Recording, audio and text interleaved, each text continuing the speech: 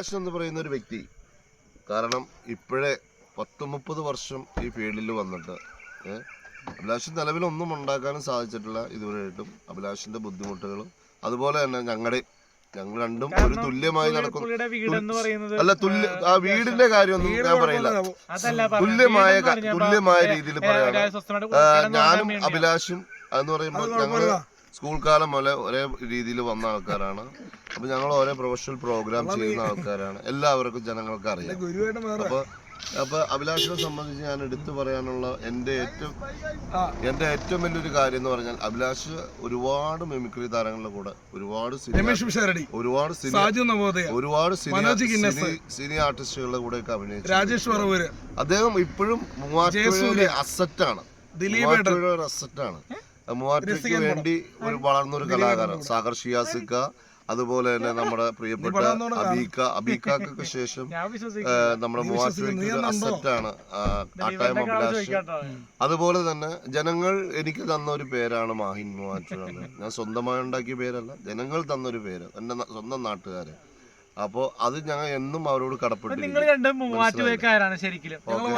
നിങ്ങൾക്ക് രണ്ടുപേരും ഒരാൾക്ക് മാത്രമേ ആ പേര് വന്നുള്ളൂ. അതെന്താണ് കാര്യം? അത് അവൻ ആട്ടായത്ത് താമസിക്കുന്നു. ഞാൻ ആട്ടായത്ത് താമസിക്കില്ല. എന്റെ നാടിന്റെ പേര് വന്ന കാരണം എന്താണ്? അങ്ങനെ അല്ല, എന്റെ സ്ഥലത്തിന്റെ പേര് ഒരുപാട് ഞാൻ എന്റെ സ്ഥലം എവിടെ അല്ല, ഞാൻ എന്റെ സ്ഥലം അല്ല, ഒരു പേര് ഞാൻ എന്റെ സ്ഥലം കുരിയമ്മല. താങ്കളെ ഇടുക്കി എന്നാണ് വിളിക്കുന്നത്.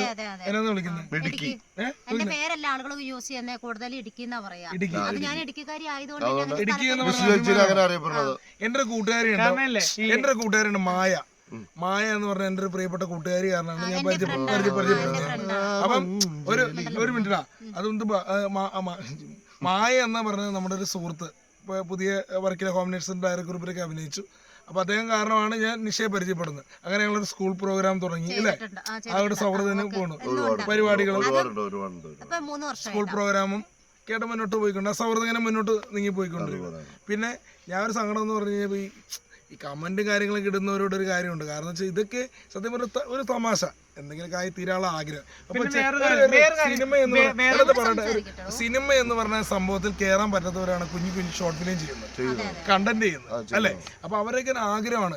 ചിലവർ കഷ്ടപ്പെട്ടൊരു വർക്ക് ഇട്ട് കഴിഞ്ഞാൽ ചിലവർ ഇത് എന്ത് വർക്കാന്ന് ഒരു സൂപ്പർ അല്ലെങ്കിൽ കൊള്ളാം അല്ലെങ്കിൽ നന്നാക്കും എന്നുള്ള കമന്റ് ആരും എഴുതില്ല. അപ്പൊ എന്ന് വെച്ചാൽ ഈ പെരേരെ കോമഡി മാസ്റ്റേഴ്സിൽ വന്നപ്പോൾ കുറെ പേര് തെറി വിളിച്ചു. അപ്പൊ ഞാൻ പറഞ്ഞു തന്തയ്ക്ക് തള്ളയ്ക്ക് മാത്രമല്ല, ഇങ്ങനെ തെറി പറഞ്ഞപ്പോൾ ഞാൻ പറഞ്ഞു ഒരാളോട് ഞാൻ പറഞ്ഞു, നിങ്ങൾ ഇന്നാളൊരു കമന്റ് ഉള്ളൂ ഇവ നന്നാവുകയാണെങ്കിൽ ഞാൻ കൈയടിക്കുന്നത്. പക്ഷെ കോമഡി മാസ്റ്ററിലൊക്കെ വരുമെന്ന് പറഞ്ഞാൽ വലിയൊരു ഭാഗ്യം തന്നെയാണ് ആണ് പറയുന്നത്. അപ്പൊ അങ്ങനെ ഒരു ചാനലിൽ വന്നു, മിന്നന്താരം എന്ന് പറഞ്ഞൊരു TV ഷോയിൽ വന്നു. അപ്പൊ അങ്ങനെയൊക്കെ വരുമ്പോഴേക്കും അങ്ങനെ വരുന്നതിന് നല്ല കമന്റ് ഇടാൻ പാടില്ലേ? ഇവ ചിലപ്പോ ഈ കോപ്രായത്തരം കാണിക്കുമ്പോ 10 പേര് വിളിച്ചു. പണ്ട് കോമിക്സ് കാണിക്കുന്നതും നമ്മള് ഇങ്ങനത്തെ മറ്റേ ഇതാ പറയാ ബിസ്ക്രീൻ പ്രോഗ്രാമിൽ വരാൻ വേണ്ടിയല്ലേ ശരിക്കും ഈ ചെയ്യാൻ വേണ്ടി. കാരണം എനിക്ക് എന്നെ ഇപ്പൊ TV ഷോയിലൊക്കെ വിളിക്കുമ്പോൾ ആൾക്കാർ കോമിക് പരമായിട്ടല്ല കാണുന്നത്, ഭയഭക്തിയോടെയും മമ്മൂക്കൊക്കെ ലാലേട്ടൻ കൊടുക്കുന്ന അതേ ബഹുമതിയോടെ തന്നെയാണ് ചെയ്യുന്നത്.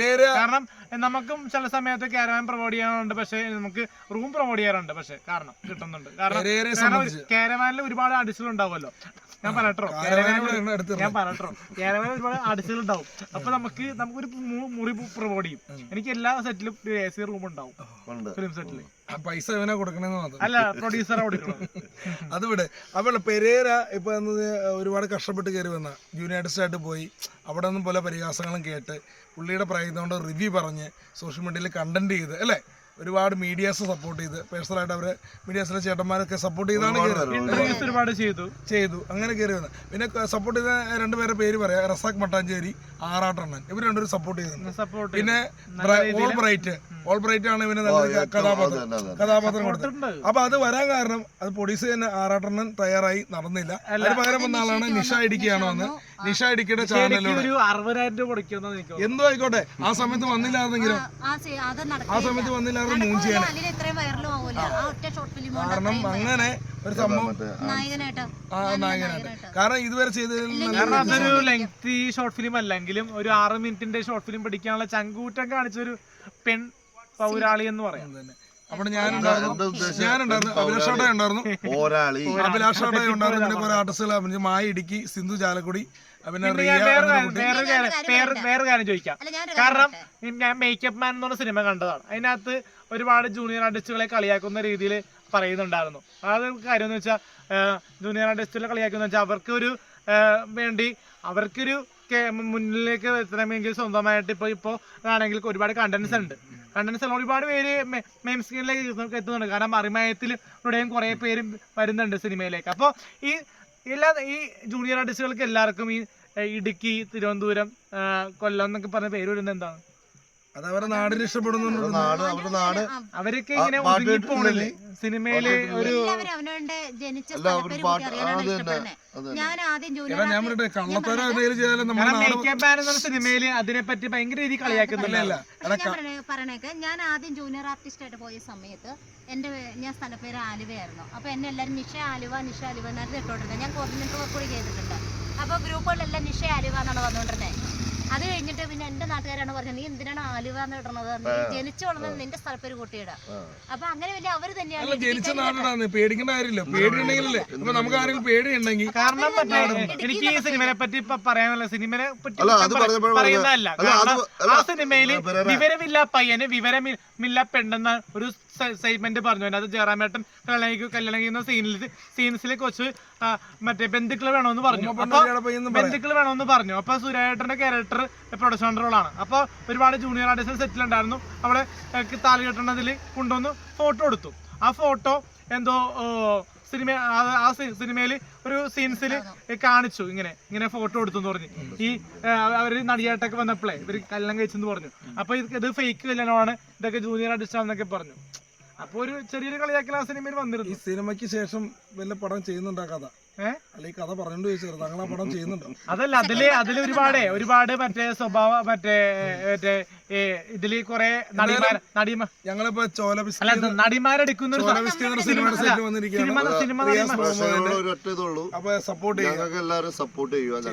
റിയാസ് ഞങ്ങളുടെ ഏറ്റവും വലിയ പ്രചോദനം. റിയാസ് മുഹമ്മദിന്റെ സുമേഷ് കുട്ലക്ക്, അഭിലാഷ് ആടായി, മാവി മുരൻ, നിഷ ഇടുക്കി, പെരേര സിനിമ ഞാൻ അടുത്ത ഒരു മൂവി ഷൂട്ടിന് വേണ്ടി വന്നതാണ്. സപ്പോർട്ട് ചെയ്യാം. അപ്പൊ എല്ലാവരും സപ്പോർട്ട് ചെയ്യണം. നിങ്ങളുടെ സപ്പോർട്ടാണ് ഞങ്ങൾക്ക് എല്ലാം. ഇനിയുള്ള നിങ്ങളുടെ നെഗറ്റീവ് കമന്റ്സ് പോസിറ്റീവായിട്ട് മാറട്ടെ. വേറെ കാര്യമുണ്ട്, കാണുന്നവരൊക്കെ നല്ല സൗഹൃദമാവുന്നുണ്ട്. അപ്പൊ ലൈറ്റ് പോയി, ഞാൻ പോകുന്നു.